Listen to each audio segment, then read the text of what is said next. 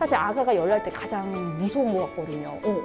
함부로 뭐 어떻게 못할 것 같아. 더 무서운 질병을 의심할 수 있기 때문에. 안녕하세요. 네, 여러분도 저도 잘 몰랐던 육아 상식을 함께 알아보는 노발락 육아 클래스 그 17번째 시간입니다. 안녕하세요 여러분. 발락TV 육아 클래스가 더욱 새롭게 돌아왔습니다. 프랑스에서 온 프리미엄 분유 노발락 발락입니다. 자, 육아 클래스의 새로운 MC를 맡아주실 신진경님을 소개합니다. 안녕하세요. 반갑습니다. 신진경이고요. 앞으로 노발락 육아 클래스 새로운 MC이자 엄마로서 저의 경험을 좀 바탕으로 해서 여러분들께 유익하고 알찬 육아 정보를 전해드리도록 하겠습니다. 진경, 발락의 케미도 어떻게 기대해주세요. 기대해주세요. 자, 오늘 저 말고도 스페셜한 게스트가 한 분 더 계신데요. 선생님 안녕하십니까. 선생님 소개 한번 해주시죠.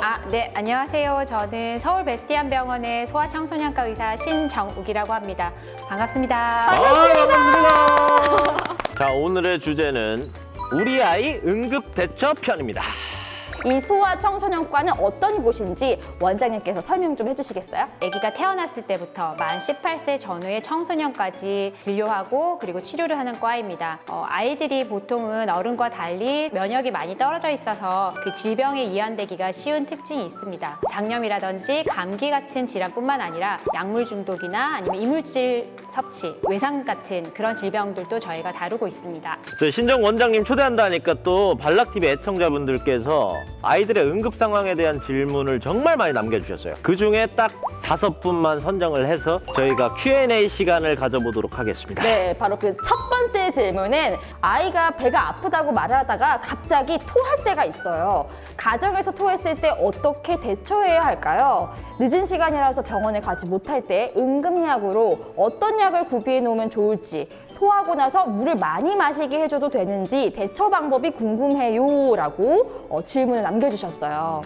우선 아이들은 질병이 없어도 토하는 경우가 종종 있습니다. 예를 들자면은 차를 타고 난 이후에 아니면 음식을 갑자기 많이 섭취하는 이후에 심하게 울고 나서 변비 때 토할 수 있는 경우가 있고요. 보통은 아이들이 한번 토하고 나면 또 토하는 경우가 많기 때문에 그때는 잠시만이라도 음식을 좀 제한하는 것이 좋습니다. 6시간 이상 소변을 보지 않는다거나 기저귀가 젖지 않는 경우에는 처진다거나 잠을 잔다거나 힘들어하면 탈수를 강력하게 의심하기 때문에 그때는 병원에 가시는 게 더 좋습니다. 집에서 약이 있다고 해서 함부로 먹게 되면은 저희가 원인을 찾는데 좀 힘들 수도 있고 증상이 이제 마스킹 되기 때문에 집에서 약을 복용하는 것은 좋지가 않습니다. 네. 토하고 나면 많이 갈증을 느껴서 물을 찾는 경우가 많은데요. 물을 소량씩 조금씩 주어서 아이 상태를 관찰하고 만약에 토하지 않는다면 물을 양을 조금씩 늘려서 주는 것이 좋습니다. 정말 다양한 이유들이 있네요. 자, 두 번째 질문은 예방접종 맞추고 열이 너무 많이 나서 구급차를 부를 뻔한 적이 있어요. 결국 열이 떨어져서 집에 있었는데 39도까지 올라가니까 겁이 나더라고요. 아기 열이 어느 정도까지 나야 응급실에 가야 하는지. 예방접종 후에 나는 열을 접종열이라고 부르는데요. 그러면 오후부터 열이 나기 시작해서 보통은 48시간 이내에 열이 좋아집니다. 그래서 집에서 하실 수 있는 것은 헤어질을 먹인다거나 아니면 그 겨드랑이랑 사타구니를 미지근한 물수건으로 닦아주면서 아이의 상태를 관찰하는 게 좋지만 열이 39도 이상 계속 지속되거나 48시간 이후에도 열이 좋아지지 않는다면 응급실을 가시거나 아니면 원래 접종했던 병원에 내원하여서 아이를 한번 진찰해보는 것이 좋습니다.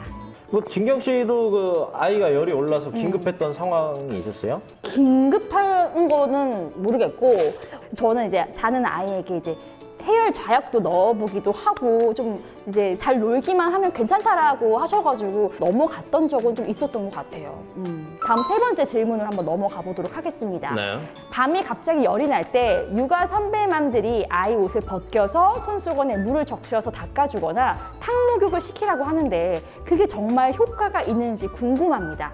갑자기 열이 날 때 무조건 응급실에 먼저 가야 하는지 아니면 해열제를 먹여서 몸을 닦이거나 샤워를 시키고 또 열이 떨어지는 괜찮은지를 지켜봐야 할지 궁금합니다. 해열제를 먹여도 39도 열 나고 손발은 차갑고 몸이 아주 뜨거운 경우가 있어요. 그래서 중심열을 떨어뜨려야 되기 때문에 겨드랑이랑 사타구니가 우리 몸에서 가장 따뜻한 부분이거든요. 그래서 거기를 닦아주는 것이 중요하고 사실은 샤워를 시키거나 통목욕을 시켜도 일시적으로 열이 떨어질 수 있어요. 하지만 그렇게 하는 경우에는 열이 반등해서 더 높은 열이 날 수 있기 때문에 저희는 그렇게 권장해드리진 않습니다. 꼭 응급실에 가야 하는 경우는 만 6개월 이하, 특히 만 3개월 이하의 아기들이 열이 난다면은 그거는 그냥 일반적인 감기나 다른 증상이 아니라 더 무서운 질병을 의심할 수 있기 때문에 그때는 꼭 병원에 빨리 가시는 게 좋습니다. 전 보통 38도가 넘으면 해열제를 먹이는 편인데 열이 오르기 시작하면 37.5도부터 그냥 쭉쭉 오르더라고요. 그럼 사전에 방지하기 위해서 37.8도 정도가 됐을 때 해열제를 미리 먹여도 되는지 궁금합니다. 라고 질문을 주셨어요. 이제 38.3도 이상의 열이 나면은 아이에게 해열제를 복용하라고 하는데요. 사실 아이들마다 특성이 다르잖아요. 그래서 38도 열이 나는 건강한 아이가 특별한 증상 없이 잘 논다면은 사실 해열제를 복용할 필요는 없고요. 37점 몇 도라도 예전에 그 열성 경련을 했던 과거력이 있다면 그때는 해열제를 복용하는 게 좋습니다. 네. 소아 열성 경련이 일어났을 때 집에서 할 수 있는 것은 무엇이 있을까요? 단순 열성 경련은 만 1세부터 5세 사이의 아이가 갑자기 이제 고열이 나거나 아니면 열이 오르면서 대부분은 15분 정도 이내로 그런 경우에는 집에서 열을 조절해 주시고 탈수가 되지 않게 물을 많이 섭취를 시키는 게 좋습니다. 그 증상에 대해서 좀 간단하게 한번 설명해 주실 수 있을까요? 보통은 갑자기 의식이 살짝 없어지면서 졸린 듯한 표정? 그러면서 눈이 한쪽으로 돌아간다든지 아니면 어떤 쪽을 고정하면서 눈을 본다든지 하면서 몸을 전체적으로 빳빳하게 우선은 굳어지고 발작을 하는 경우가 있습니다. 아이가 이제 열이 막 나는데 자고 네. 있어요. 네. 그러면 깨워서 해열제를 먹여야 되는지 아니면 잘 자고 있으면 그냥 그대로 둬도 되는지. 그럴 경우에 저는 좀 옷을 벗겨서 살짝 시원하게 해주면서 열을 한 번 더 체크해보고 만약에 그 전에 먹었던 해열제가 간격이 너무 넓게 있다면 아기들한테 약을 먹이고 다시 재우는 게 더 낫다고 생각합니다. 네. 네, 그럼 마지막 질문 드릴 텐데 코피가 자주 나요. 당황해서 제대로 응급대처도 잘 못하겠네요. 어떻게 해야 할까요? 어른들보다는 훨씬 약해서 살짝만 건드리거나 자극이 돼도 잘 터져서 코피를 많이 흘리는 경우가 있고요. 집에 소독된 솜이 있다면 그거를 이렇게 하나씩 넣어서 코를 막아주시고 만약에 솜도 없다면 부드러운 티슈 같은 거를 좀 길게 잘라서 코 안쪽까지 밀어 넣으시고 그게 덩어리가 져서 기도로 넘어갈 수가 있거든요. 그래서 살짝 고개를 앞으로 숙인 상태로 코피가 멎게 밤에 아이들이 코피를 흘리는 경우는 자다가 코가 건조해서 건드리는 경우거든요. 이렇게 파다가? 네, 파다가. 네. 그래서 그럴 때는 밤에 잘 때 습도를 충분히 올려서 코가 건조하지 않게 해주시고 아니면은 간단한 연고 같은 거를 코 사이에 발라주시면은 좀 도움이 되고요. 옆으로 눕혀서 코피가 기도로 넘어가지 않게 하는 것이 좋습니다. 네.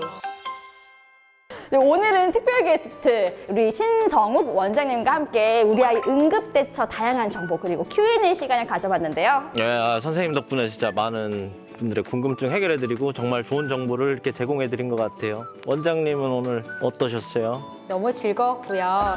그리고 어머님들의 그런 질문들을 보니까 정말 아이들을 얼마나 사랑하는지 저희도 다시 새삼스럽게 느꼈고 저도 엄마의 마음으로 진료하고 진찰하도록 하겠습니다.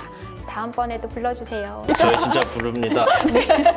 내 아이에게 좋은 것만 주고 싶은 부모의 마음을 담은 프랑스에서 온 프리미엄 분유 노발락! 다음 시간에 또 만나요. 안녕!